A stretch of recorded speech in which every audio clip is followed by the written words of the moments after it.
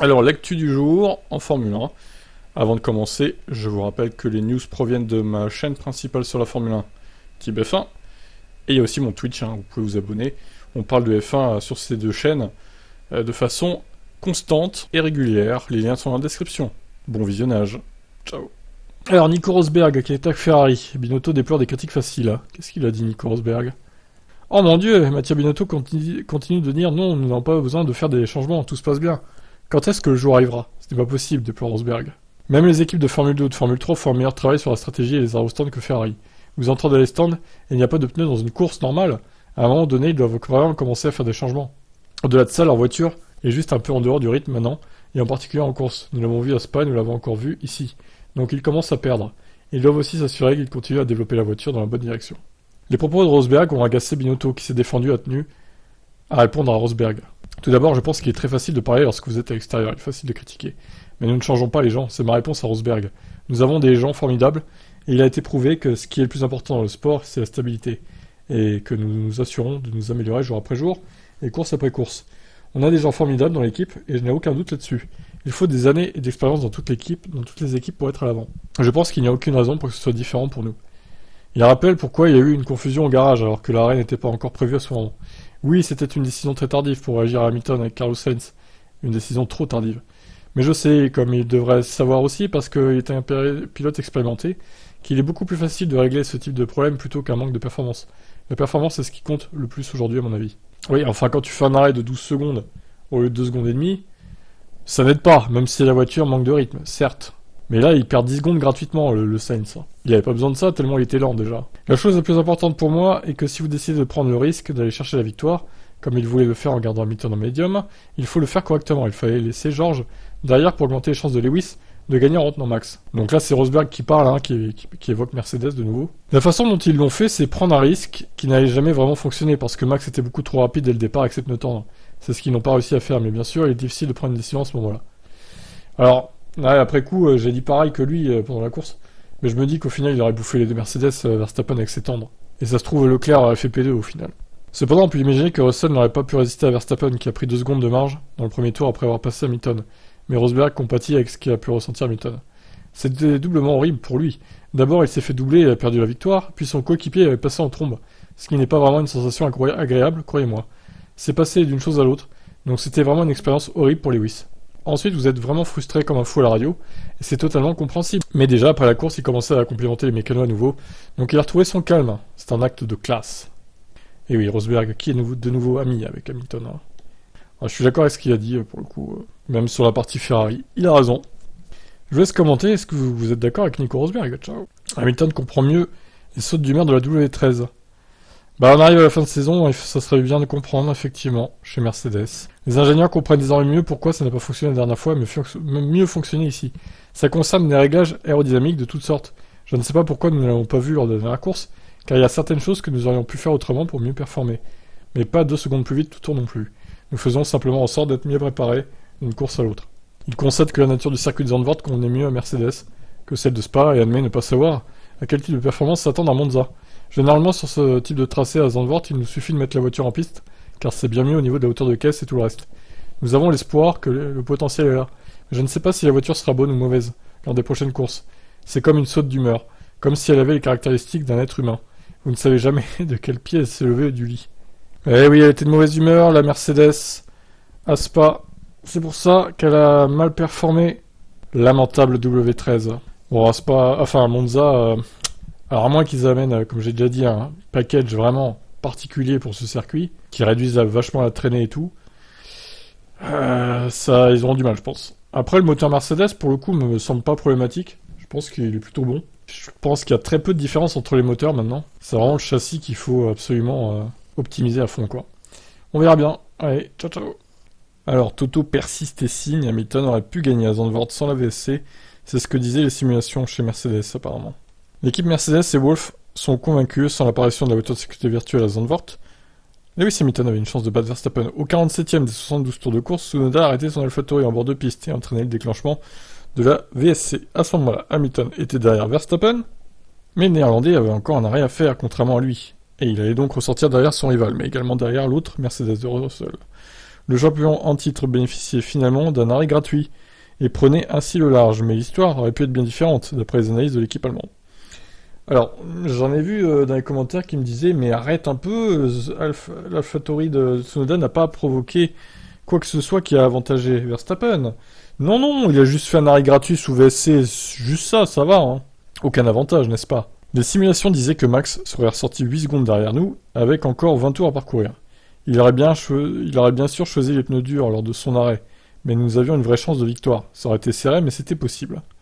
Si Tsunoda s'arrêtait en bord de piste, c'est parce qu'il pensait qu'une des roues était mal fixée, après être rentré au stand pour laisser son équipe procéder des vérifs, où il s'avérait finalement que ses ceintures n'avaient pas été bouclées correctement. Le japonais s'arrêtait à nouveau sur le circuit et entraînait l'arrivée de la voiture de sécurité virtuelle. Tsunoda étant un pilote AlphaTauri, et son abandon ayant profité à Verstappen, Wolff voit-il une possible conspiration? Si nous nous battions pour le championnat, c'est quelque chose que j'examinerai de près. Je pense que ce qui doit être étudié est la sécurité des pilotes et de tout le monde sur le circuit. Le pilote a fait un tour entier sans être attaché. Le problème n'a pas été résolu. Ils ont remis ses ceintures et il a repris la piste avant de s'arrêter à nouveau. Cela a probablement changé le résultat de cette course, que nous aurions pu gagner. Mais avec des si on refait le monde, ça ne sert à rien selon moi. Je suis déjà passé à autre chose. Ouais, je continue à dire qu'il s'est passé un truc pas catholique, pas très clair avec Tsunoda. Évidemment, c'est une AlphaTauri en plus qui profite à une Red Bull. Donc pour moi, il n'y a pas de coïncidence. Je pense que le cours de la course a été manipulé. Après, est-ce que vraiment Hamilton aurait pu gagner? Je ne serais pas aussi catégorique. Honnêtement, je pense que Verstappen aurait fini par rattraper et le passer, vu la VMAX de la Red Bull. Mais bon. Après, voilà. De toute façon, après, il y a eu la safety car de Bottas qui a tout remis à plat. Donc au final, même s'ils avaient voulu manipuler le cours de la course, au final... Bottas derrière a tout pété quoi, en s'arrêtant et en provoquant un essai. Donc je sais pas, laissons le bénéfice du doute, mais c'est un peu louche ce qui s'est passé quand même. Allez, ciao. Sainz conteste sa pénalité, j'ai sauvé la vie de quelqu'un. Eh oui, Carlos Sainz, ce héros, incroyable, le héros incompris. Pénalisé en cas d'un unsafe release, Carlos Sainz a estimé qu'il avait agi uniquement pour éviter de renverser un mécano. Bon alors celle-là elle est bonne hein, quand même. Excellent. Très mauvaise journée de travail, tout ce qui peut nous arriver est arrivé. Nous avons rencontré toutes sortes de problèmes en course et nous devons analyser pourquoi ça nous a fait perdre beaucoup de points aujourd'hui. De toute façon, honnêtement, vu son rythme, il ne méritait pas d'avoir beaucoup de points hein, sur cette course, ça va quoi. Au moment où les mécanos m'ont lâché, la voie était clairement libre, avec Fernando derrière, mais j'ai dû freiner pour ne pas heurter un mécano McLaren qui est passé sur ma trajectoire de sortie. Et c'est ce freinage qui a provoqué le unsafe release. Si on peut appeler ça un unsafe release. Clairement, ça m'a frustré, parce que j'ai pensé avoir sauvé la vie de quelqu'un et ne pas avoir provoqué une situation dangereuse. Alonso m'a heurté, parce que j'ai dû freiner, parce qu'un mécano de McLaren a couru sur mon chemin. Il faut analyser toutes les situations, non? Au moment où j'ai été relâché par les mécanos, Fernando était très loin derrière. Le problème, c'est qu'il y avait ce gars de chez McLaren avec un jack qui courait sur ma trajectoire et j'ai dû freiner. Je n'ai pas réussi à la sortie des stands. Mais est-ce ma faute? Est-ce la faute de mon équipe? Non. Je suis sûr que Fernando a un peu exagéré sur le fait de m'avoir heurté, afin de me faire pénaliser. Et oui, regardez, les deux pilotes espagnols qui se tirent des balles incroyables. Le torchon brûle, hein. Le premier arrêt de Sainz, lors duquel seuls 39 étaient prêts, n'est qu'une ligne de plus sur la longue liste des erreurs commises par Ferrari cette saison.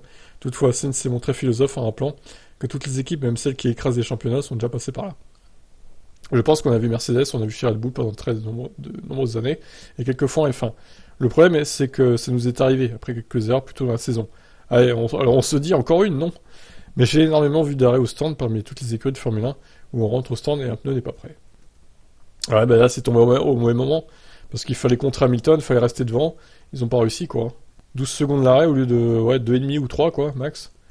Donc voilà, super. En tout cas, il a sauvé la vie de quelqu'un, et ça, c'est beau. On le remercie, Carlos. Et il s'est pris 5 secondes pour ça. Incroyable. Quel héros, quoi. Ouais, ciao. Jacques Villeneuve, bientôt au volant d'une Alpine à Monza. Il va goûter à une Formule 1 contemporaine lors d'une séance d'essai avec Alpine. Dès la semaine prochaine sur le circuit de Monza. Oui, regardez. Jacques Villeneuve pour remplacer, peut-être, Fernando Alonso chez Alpine. C'est fait. C'est fait. Ça se fait grâce au lien avec Canal+, l'équipe française, la télévision française. J'ai gagné il y a 25 ans avec Chrono. C'est donc pour ça. Mais ce sera la voiture de l'année dernière, à Monza, pour de vrais tours. J'ai fait 3 grands prix avec Fernando, donc j'ai un passé avec cette équipe. Et Alan Perman. C'est super excitant, c'est fou. Ce serait bien aussi de comprendre ces voitures. J'ai fait du simulateur, les monoplaces modernes ne sont pas impressionnantes à basse vitesse, mais elles sont incroyables à haute vitesse. Je dois juste m'assurer d'avoir le bon baquet. Ce sera l'enfer, car les forces G sont incroyables. Le bon côté, c'est qu'il y a une longue ligne droite, donc on peut physiquement récupérer. Jacques Villeneuve va-t-il se cracher à Monza? Incroyable. Donc ça sera la voiture de 2021, hein, donc ce sera pas la nouvelle réglementation, évidemment, ils ont pas le droit. Donc il va pas tester la nouvelle réglementation. Dommage, mais bon. Il va quand même goûter à la fin moderne avec 2021, c'est bien. La dernière fois qu'il a piloté un Grand Prix, c'était en 2006 avec BMW. Oh putain, là, ça date, hein. J'ai toujours été un gamer, pas seulement des jeux vidéo de course, mais une fois qu'on a pris des habitudes, on peut tout faire. C'est quand ce n'est pas une habitude que ça devient difficile. Quand on doit commencer à regarder le volant, se demander ce qu'il faut faire, qu'on n'a pas le temps. Mais quand ça devient une habitude, une seconde nature, alors ça va, ça devient facile. J'ai jamais cessé de vouloir le faire, c'est-à-dire cesser de courir. Ces derniers temps, mon objectif était de faire de la NASCAR. Après avoir fait Daytona cette année, ça m'a donné envie d'essayer de faire une saison. Mais en ce moment, je suis tellement occupé avec la télé que ça bloque tout le reste. Oh, écoute, Jacques, si tu veux faire une saison 2023 en NASCAR, on va pas t'en vouloir, hein. Hein, si tu loupes les trois quarts des Grands Prix sur Canal, on peut comprendre, t'inquiète pas, ça va aller. Tu vas pas nous manquer, hein, honnêtement. Ah là là. Bon, on verra ce que ça donne, hein. Cette petite séance avec Alpine pour Jacques Villeneuve. Allez, ciao. Quand la réalisation se moque ouvertement de Ricciardo, les fans de Ricciardo ont été furieux lors du Grand Prix des Pays-Bas dimanche, après avoir remarqué un bandeau lors de la couverture télévisée. Daniel Ricciardo struggling again, McLaren. Énorme, énorme. Bah, en même temps, c'est mérité, hein, désolé. Alors, je sais pas s'il y a des fans de Ricciardo qui me suivent, mais faut que vous reconnaissiez que votre pilote est fini, quoi. Vraiment. Les bandeaux des autres pilotes étaient plus simples, faisant ressortir celle de Ricciardo. Les fans l'ont qualifié de dégoûtant et de toxique. Dans le même temps, une autre séquence filmée avant la course pourrait avoir fait allusion à ce que Ricciardo fera l'année prochaine, une fois son contrat avec McLaren déchiré. L'Australien a été vu en train de discuter avec Perez de Red Bull et a semblé suggérer qu'il envisagerait de prendre un congé en 2023 et de revenir en 2024. Il reviendra jamais. Alors que la discussion était partiellement inaudible, on pouvait entendre Ricciardo dire « Prends une année sabbatique et reviens en 2024 » avant de s'arrêter, en remarquant la caméra. Ricciardo est remplacé chez McLaren par son compatriote Piastri alors qu'il reste peu d'options intéressantes sur la grille l'année prochaine. Cette semaine, la F1 retourne à Monza, Ricciardo va manger des pizzas du coup, comme on l'a vu dans le débrief hier. Bref, voilà, Ricciardo pour moi, il est finito. Alors à moins qu'il rebondisse... C'est quoi ça ?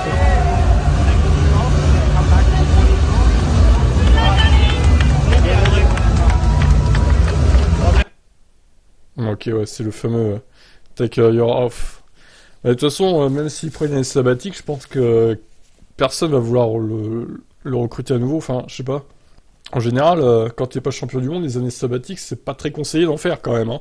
Surtout si tu prends une année sabbatique en étant totalement largué, de chez largué, au moment où tu prends ton année de repos, quoi. Encore, si tu prends ton année sabbatique alors que t'étais au top, bon, les écuries peuvent se dire, ok, il va peut-être revenir encore plus fort. Mais là, elles vont se dire, il va peut-être revenir encore plus nul, en fait. C'est surtout ça. Bon, bref, vous en avez pensé quoi de ce petit tacle, finalement, de la réalisation de la FOM envers Ricciardo? Ciao.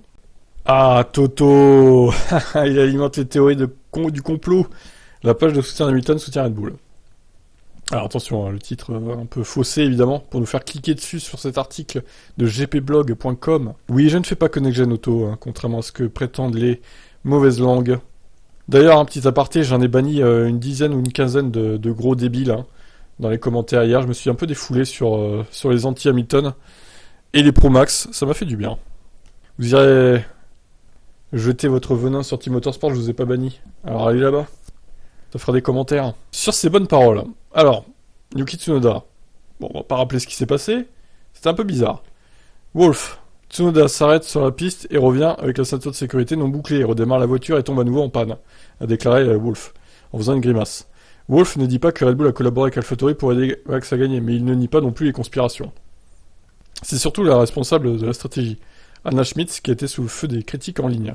Justement, selon l'équipe LH, Team LH, ouais donc, des supporters de Lewis Hamilton. Sur cette page Twitter, une déclaration suit dans laquelle l'émotion après la course est comprise, mais le langage et les messages haineux que Schmitz a reçus sont sévèrement critiqués. Alors, pourquoi critiquer la stratège de Red Bull? Franchement, elle y est pour rien. Elle a juste pris les bonnes décisions, quoi. Laissez-la tranquille, c'est un peu débile, je trouve. Voilà, franchement, je comprends pas. Donc, en gros, voilà... En gros, ils disent langage haineux et commentaires haineux, voilà, dirigés à l'encontre de Anna, sont intolérables et ne devraient pas être utilisés. En gros, il y a eu du sexisme et tout, je pense aussi. Reste à savoir si le message sera utile. L'irritation des supporters de Mercedes était grande après le Grand Prix de Zandvoort. Encore une fois, Verstappen a eu de la chance avec une situation de voiture de sécurité et Lewis Hamilton a été désavantagé par son équipe. Moi, franchement, dans le live, hein, vous pourrez écouter sur Team Motorsport, je le laisse en public un petit peu, j'ai jamais blâmé Schmitz, hein. Franchement, j'ai même pas évoqué cette femme, en fait. Donc, ceux qui la dénigrent, qui la critiquent, sont vraiment cons, hein. Franchement, au contraire, je trouve qu'elle a fait un très bon travail et qu'elle est très très forte à la stratégie, cette femme-là, hein. Incroyable, hein. Bon, eh ben écoutez, je vous laisse commenter. Et la petite interview de Wolf est sympathique. Allez, ciao. Alors, l'épisode Red Bull Porsche continue. Marco, Porsche n'achètera pas de part dans Red Bull. Oh, bah, au moins, c'est clair et net, voilà. Euh, ils veulent pas, hein. Franchement, ils veulent pas, hein. Ça va pas se faire, les gars. Les fans de Red Bull qui voyaient la domination continuer avec Porsche, je crois que vous allez avoir une douche froide, hein. Porsche ne deviendra pas actionnaire avec nous, confirme Marco. Ça ne ferme pas la porte à une association classique. Selon le consultant Red Bull, il y a une collaboration utilisant Red Bull Powertrain, mais une prise de participation est dorénavant exclue.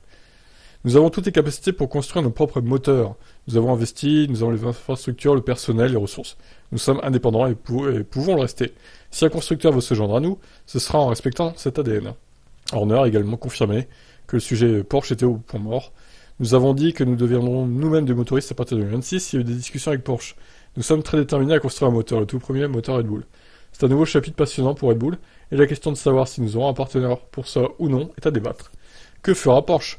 Selon la presse allemande, la marque est déterminée à aller en F1. L'association avec Red Bull reste possible, sera la solution plus facile, mais Porsche veut avoir son mot à dire sur le programme F1.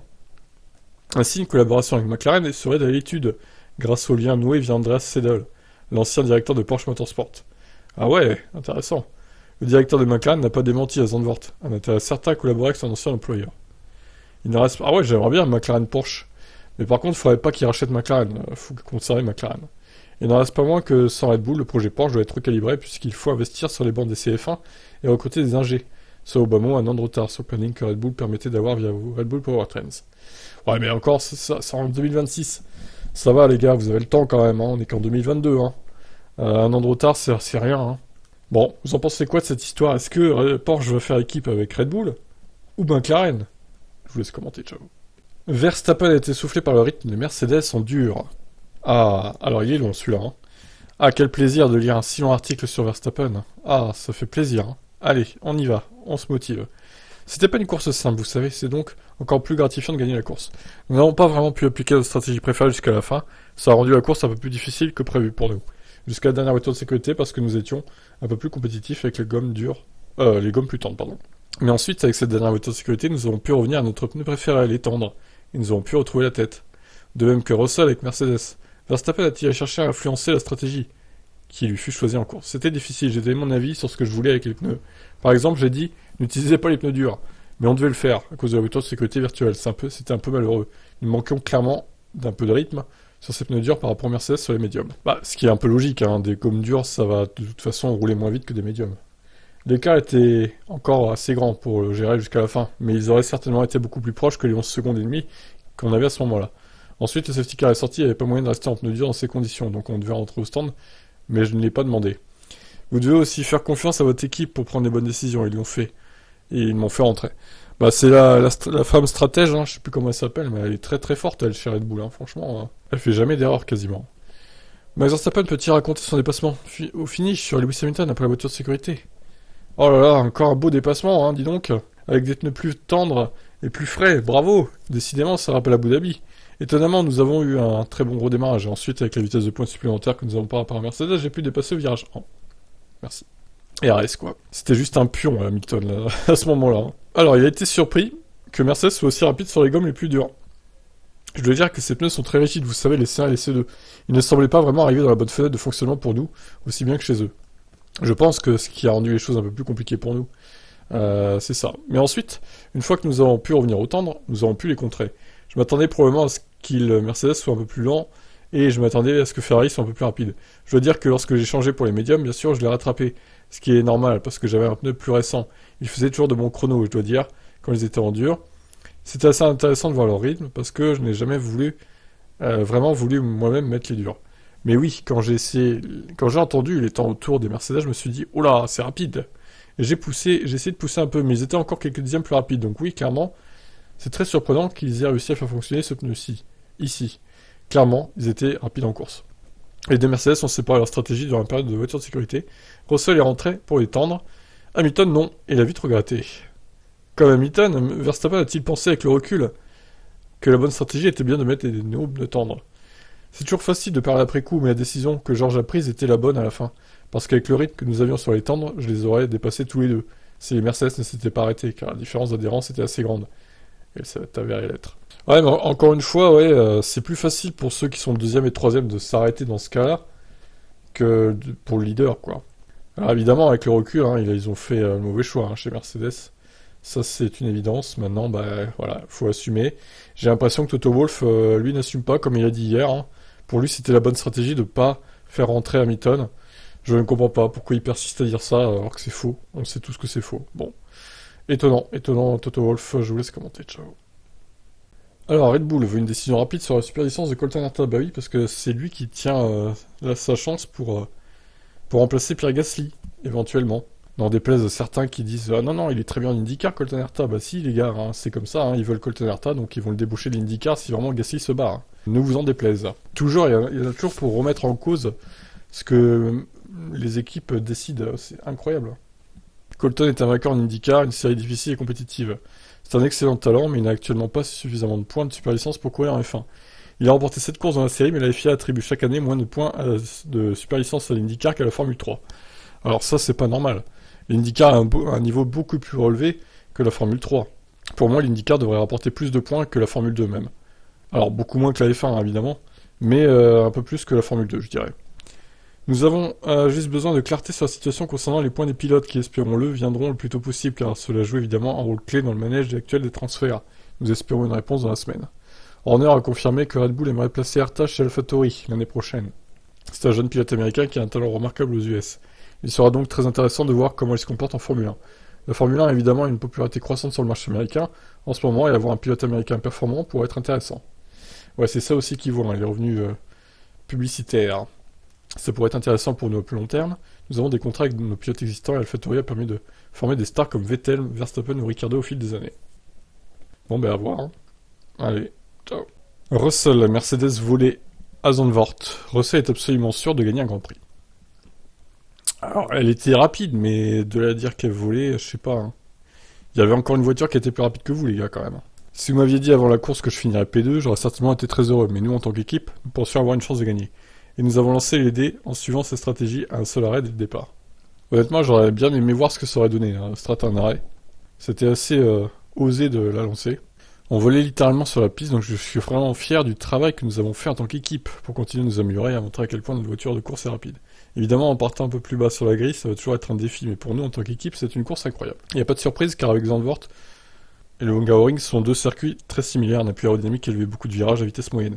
C'est là que la voiture est vraiment à son avantage. Donc vous savez, nous allons sur des circuits très différents dans les courses à venir, mais globalement, nous apportons beaucoup de performance à la voiture. Moi, j'ai hâte de voir ce que Singapour ça peut donner. Et comme je l'ai dit, nous avons une voiture capable de se battre pour la victoire, nous avons juste besoin d'être capable de partir un peu plus haut sur la grille. À Monza, on devrait retrouver la faible performance de Spa, car cette Mercedes a bien trop de traîner. George Russell s'inquiète-t-il, la voiture se sentait vraiment bien ce week-end à Zandvoort. Le vendredi, je savais que ce serait un bien meilleur week-end que celui que nous avons eu à Spa. Spa a joué contre nous, Zandvoort a probablement joué à notre faveur. Donc je ne suis pas sûr que notre performance, que ce sera notre performance à Monza, je pense qu'elle sera probablement quelque part entre les deux. J'espère qu'elle sera plus proche de ce que nous avons vu ce week-end à Zandvoort, mais c'est vraiment prometteur que nous ayons autant de rythme en course. Est-il sûr de gagner cette année avec Mercedes? Il n'y a aucun doute, nous avons le rythme de course pour être capable de gagner, absolument, sûr de ça. Si on était parti 2, 3 ou 4, on aurait probablement pu gagner la course à Zandvoort. En fin de compte, ça va se résumer à notre performance en qualif le samedi. Si nous continuons à nous qualifier 6 ou 8, comme nous l'avons fait les 2 derniers week-ends de course, nous aurons vraiment du mal à gagner une course. Mais nous devons trouver un peu plus de magie dans les qualifs, comme nous l'avons montré à Budapest. Ok, écoutez, ils ont l'air d'avoir beaucoup d'espoir, mais moi j'attends de voir. Ne pas créer victoire trop vite, comme on dit, et je me fais pas trop d'illusions sur une possible victoire de Mercedes. Pour l'instant, je pense que la perf est là, mais elle n'est pas encore suffisante, je dirais. Tant qu'il y aura Max Verstappen en piste. Bon, par contre, s'il abandonne, effectivement, là, il y a de grandes chances de victoire. Parce que Mercedes, c'est un peu les meilleurs des autres. Pas sur tous les circuits, mais sur quasiment tous. Donc à voir. Qu'est-ce que vous en pensez, vous? Ciao. Alors, c'est tombé il y a quelques minutes. AlphaTauri a donné un communiqué de presse pour faire cesser donc toutes les théories du complot qu'il y a pu avoir suite à ce Grand Prix des Pays-Bas 2022. AlphaTauri dénonce donc des accusations insultantes et incorrectes. Alors pour ceux qui n'ont pas suivi au Grand Prix des Pays-Bas, le pilote AlphaTauri Tsunoda s'est arrêté au stand pour chausser les pneus durs au 42e tour, mais après son arrêt, le japonais s'est rapidement immobilisé en piste, signalant à tort que les pneus n'étaient pas montés correctement. Il a ensuite réussi à rentrer au stand au ralenti, où l'équipe a changé ses pneus et resserré son harnais de sécurité, qu'il avait commencé à détacher auparavant. Mais en revenant en piste, Tsunoda a indiqué qu'il y avait toujours un problème, et s'est de nouveau arrêté en se retirant finalement de la course, provoquant donc le déploiement de la VSC. Cette voiture de VSC a permis à Max Verstappen d'entrer dans la voie des stands pour réaliser un arrêt gratuit, ce qui a incité certains utilisateurs des réseaux sociaux à suggérer que le problème de Tsunoda avait été orchestré par Red Bull pour aider Verstappen à remporter son Grand Prix domicile. Il est incroyablement décourageant de lire certains propos et commentaires adressés à notre équipe et à la responsable de la stratégie de Red Bull Racing, Anna Schmitz. Un tel comportement haineux ne peut être toléré. Entretenir des accusations de jeu déloyales est inacceptable, faux et totalement irrespectueux envers Anna et nous. Nous avons toujours concouru de manière indépendante et équitable avec les plus hauts niveaux de respect et d'esprit sportif. Yuki a eu une panne que l'équipe n'a pas immédiatement détectée. Ce qu'il a fait, s'arrêter en piste. Suggérer quoi que ce soit de différent est insultant et catégoriquement incorrect. Le VSC causé par Tsunoda a finalement été suivi d'une voiture de sécurité réelle après que Bottas se soit aussi arrêté en raison d'une panne mécanique. Bon, évidemment, il fallait pour eux faire un communiqué de presse pour se dédouaner de ce qui s'est passé. Maintenant, voilà, ils peuvent bien dire ce qu'ils veulent. Le fait est que ce qui s'est passé avec Tsunoda reste un peu louche selon moi. Alors je dis pas qu'ils ont fait exprès, évidemment. Mais bon, on est en droit de se poser des questions. Et je vois pas en quoi c'est ridicule de se poser cette question. Alors, je vous remémore ce qui s'est passé en 2008 à Singapour. À l'issue de la course, bon, il y avait sûrement des gens qui disaient, mais attendez, ça se trouve, Piquet, il a fait exprès de se cracher et tout. Et Renault a dû dire à l'époque, je me rappelle plus si c'est le cas ou pas, mais en même temps, il y avait moins de réseaux sociaux à l'époque aussi. Ça aide à faire passer la pilule. Ils ont dû dire, ah non, arrêtez, il s'est rien passé de répréhensible, c'est un concours de circonstances, etc. Au final, on a su un an plus tard que c'était de la triche, que c'était délibéré. Donc, c'est pas comme si ça s'était jamais vu en Formule 1, ce genre de choses. Donc, moi, ça me choque pas que des gens pensent que AlphaTauri a délibérément aidé Red Bull dans cette quête de la victoire de Verstappen. Bon, au final, comme j'ai déjà dit, Bottas a provoqué un safety car. Au final, ça a remis tout à plat, on va dire. Mais bon, on était quand même, je pense, en droit de se poser la question sur le moment. Et Wolff lui-même s'est posé la question d'ailleurs. Je vous laisse commenter. Ciao.